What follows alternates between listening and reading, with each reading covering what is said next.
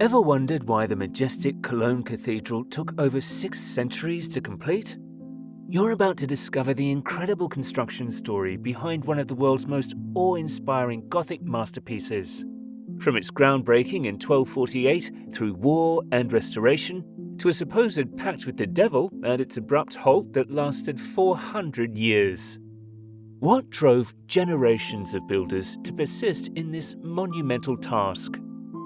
Discover the architectural marvels like the soaring spires and the Shrine of the Three Kings, and the legends that have intrigued generations.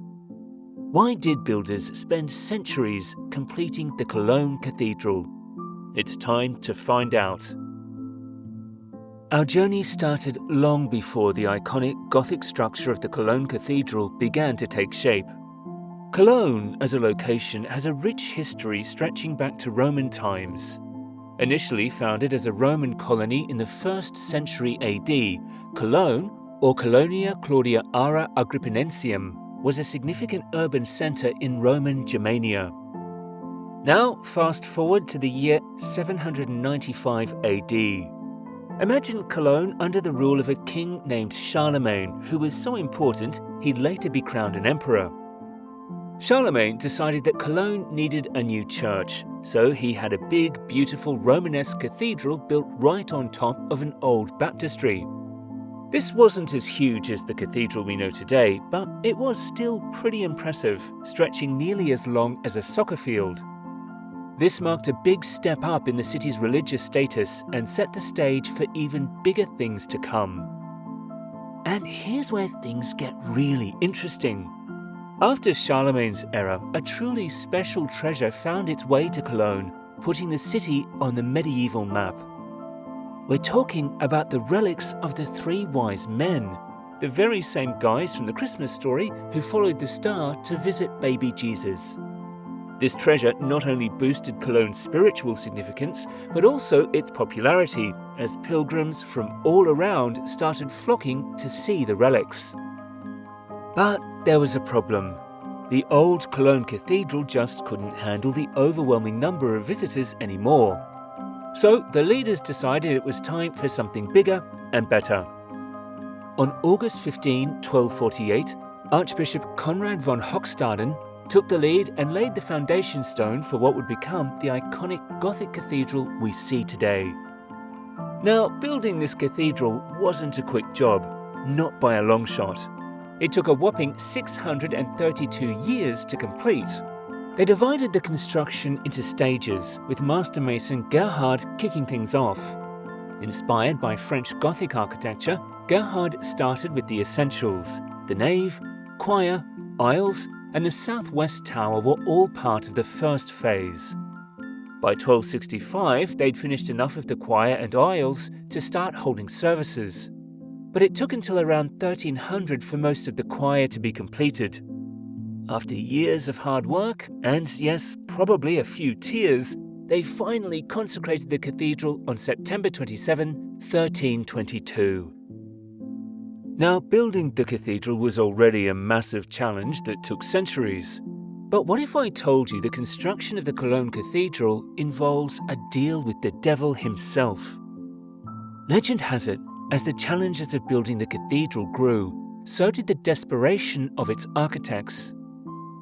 The most chilling of these stories centers around Gerhard of Riehl, the first master mason tasked with this monumental project. One evening, beside the misty banks of the Rhine, Gerhard encountered a stranger with a sinister air about him. This was no ordinary man, but the devil, offering a deal fraught with peril. The devil presented Gerhard with a plan that promised to make the Cologne Cathedral the envy of Christendom. The catch? Gerhard had to deliver the cathedral within 3 years or forfeit the souls of his entire family. Desperate to meet this impossible deadline, Gerhard agreed. As the deadline got closer, Gerhard's wife figured out about the scary deal. She came up with a smart trick. She got the roosters to crow earlier than usual, making the devil think he had lost because he thought it was already dawn. Fooled and furious, the devil wrecked what he could and put a curse on the cathedral, saying that if it ever got finished, it would bring disaster. Once you hear about all the challenges the builders faced, this story almost makes sense. While the devilish legends add a layer of mystery, it was more earthly troubles that brought the cathedral's construction to a sudden halt. In 1473, just as the South Tower was nearing completion and the cathedral stood proudly against the skyline, everything stopped. At the time, the cathedral, nearly 90% complete, ground to a halt due to a lack of funds and a waning interest in Gothic architecture. While some sporadic work continued on the nave between the west front and the eastern arm, progress was slow. By the 16th century, even this intermittent effort was brought to a pause, leaving the cathedral's fate hanging in the balance. For centuries, this grand structure sat unfinished, its fate uncertain. It even served as a stable and hay barn during the tumultuous days of the French Revolution in the 1790s.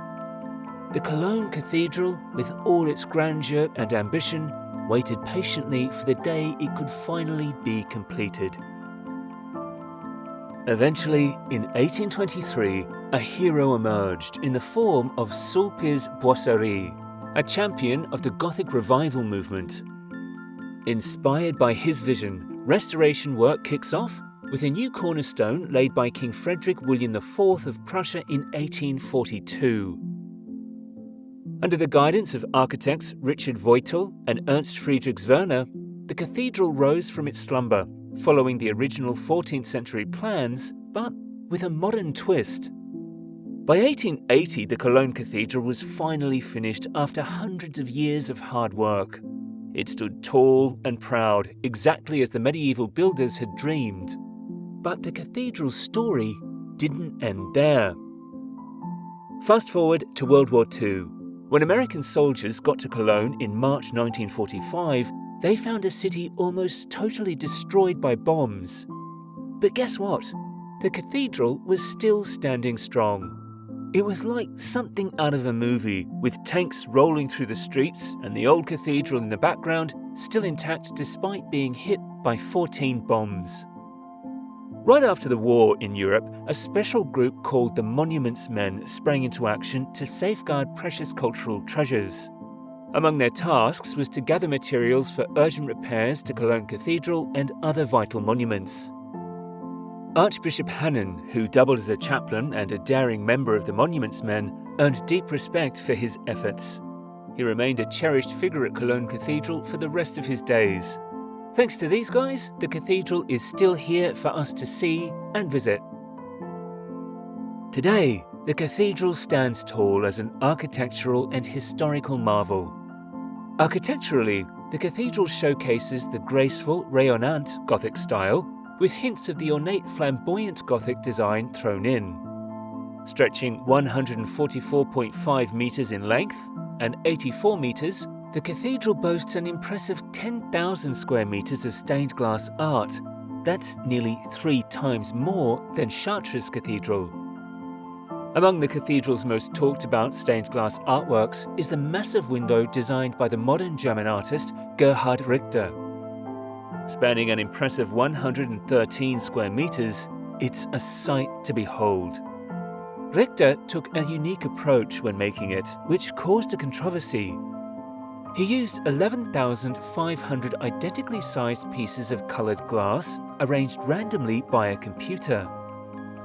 This avant-garde design didn't sit well with everyone, especially Cardinal Joachim Meisner, the Archbishop of the cathedral.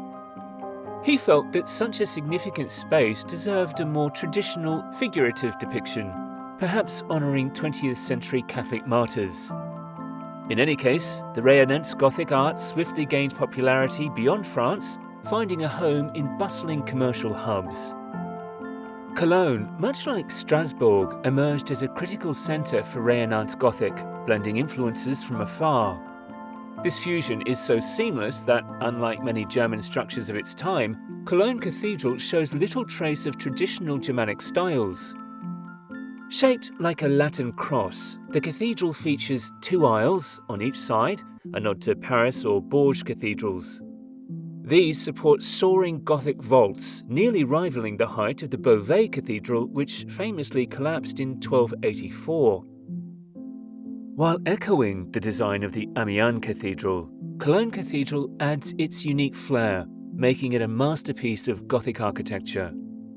Among its most amazing architectural designs are its two huge spires, roughly 157 meters or 515 feet tall. These are the second tallest after Ulm Minster, giving it a massive appearance compared to many other cathedrals. The building was briefly considered the tallest building in the world before being surpassed by the Washington Monument.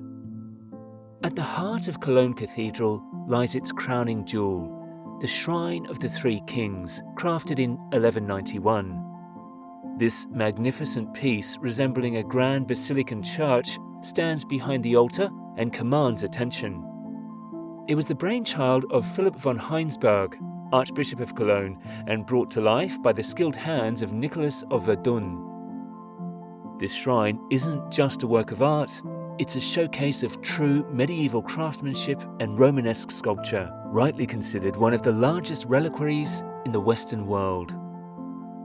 Today, visitors and pilgrims from all over the world look upon the majestic spires and intricate stained glass of the Cologne Cathedral, amazed not just by the sheer human determination that went into making it, but also by the resilience of the cathedral itself. From the daring pact struck with the devil to the valiant efforts of the monument's men to preserve its sacred art, this cathedral has weathered the storms of history with grace.